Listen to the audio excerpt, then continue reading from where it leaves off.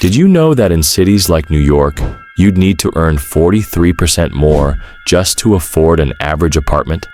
Sounds unbelievable, right? Today, let's explore why renting keeps getting harder and what that really means for millions of people. Imagine this. You're making around $54,700 a year, the typical income for many U.S. renter households.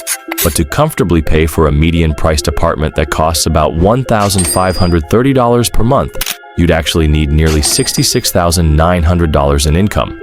That's an income gap of over $12,000, or roughly 18%.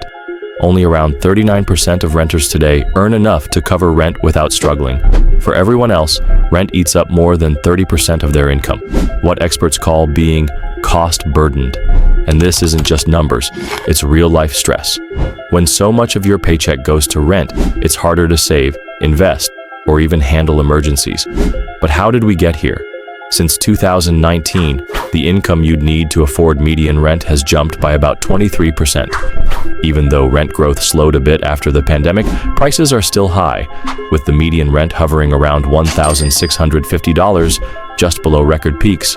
During the pandemic, there was a surge in new apartment buildings, which temporarily cooled prices. But now, steady demand and limited new supply keep rents high, and for many, still out of reach. And it gets worse in big cities. In New York City, there's a staggering 43.5% income shortfall. In Miami, it's 42%.